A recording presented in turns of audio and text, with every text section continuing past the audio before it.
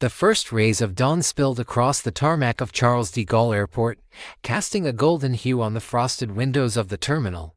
It was quiet, still almost sacred in its calm. Near Gate 37, a man stood alone. No entourage, no expensive luggage, no signs of status. He wore a hoodie, hands in his pockets, and his face held a quiet serenity. To the other travelers, he was just another African man waiting for a flight. But this was no ordinary man. This was Ibrahim Traoré, the president of Burkina Faso. He didn't fly private. He didn't crave cameras or fanfare. He preferred to move among his people quiet, grounded, and seen. His return from a high-stakes diplomatic mission in Europe was no different. He had discussed gold, sovereignty, and the future of Africa. Now, he only wanted to go home. As he walked toward the Air France flight bound for Ouagadougou, he nodded to a janitor with a warm "Bonjour, qu'est-ce?" The man smiled back, unaware of who he'd just greeted. And that's exactly how Traore liked it.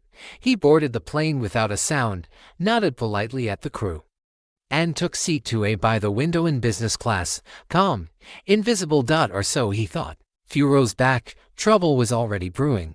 A high-ranking French CEO man used to champagne welcomes and red carpet treatment was furious. His assistants buzzed around him like anxious bees. He had expected a throne in the sky. Instead, he was told business class was full. Impossible.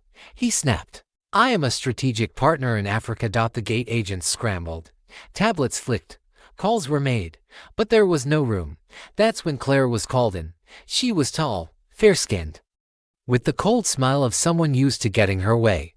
A senior Air France flight attendant, trained in diplomacy and charm, but sharp as glass beneath the surface. She entered the cabin with eyes like a hawk. They landed on Ibrahim Traoré, just a quiet black man in a hoodie. No designer watch, no badge of power. Her lips pursed, probably a mistake.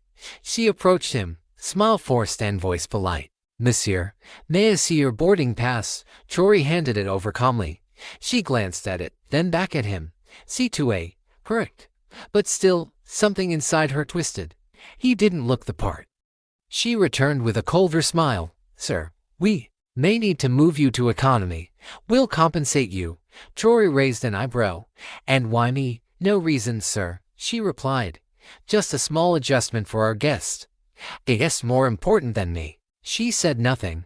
He looked at her, still composed. "No, I will remain in my seat." It was firm, not loud, but it shifted the air. Claire blinked, startled. He wasn't supposed to say no. She tried again. "It's for operational reasons." "Then, why target me and no one else around them?" The cabin began to stir. Newspapers lowered. Eyes turned. No one spoke, but everyone watched. She walked away humiliated, not by noise, by the quiet resistance of a man who wouldn't budge. She returned moments later and, in a move that would seal her fate, began asking other black passengers to give up their seats, one by one. That's when Traoré stood. "Enough." His voice was calm, but it cut through the cabin like thunder. "You are making decisions based on skin, not tickets. That is discrimination." Claire trembled slightly. "Sir, please don't cause a scene." But it was too late. The scene had already been written. The CEO, finally allowed to board, strutted past Traoré like a king to his castle. Claire fawned over him. Champagne flowed. Traoré sat still. He didn't speak. He didn't reveal himself. He simply waited. Mid-flight, Claire returned with false courtesy. "Would you like a drink?" "Water is fine," he replied without a glance. To rows behind, an African nurse whispered to her neighbor, "That's our president." The neighbor's eyes widened, but no one said a word. The hours passed. The sky darkened. And then, the wheels touched down in Ouagadougou. Outside, the runway swarmed with armored SUVs, military vehicles, and a full presidential escort. A sea of black berets and salutes. Claire's heart skipped. The CEO chuckled smugly. "Must be for me." But when a tall officer entered the plane, boots echoing, he stopped at seat 2A and snapped a perfect salute. "Monsieur le President, welcome home." The entire plane froze. Gasps. Silence. The truth exploded like a THUNDRCLAP. Claire turned pale. The CEO stumbled, and Traoré simply stood, not in anger, Not in pride. Just as a man who knew exactly who he was. Two more officers stepped forward. "You two," one said, pointing to Claire and the CEO.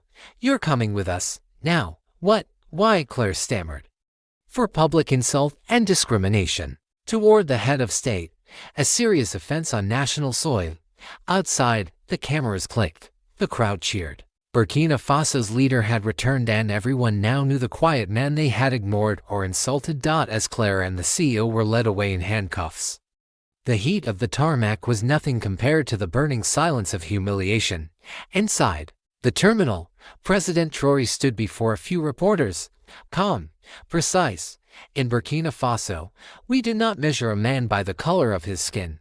We do not kneel before money or colonial ghosts. Here, we respect dignity, humanity, and our people. That is the new Africa."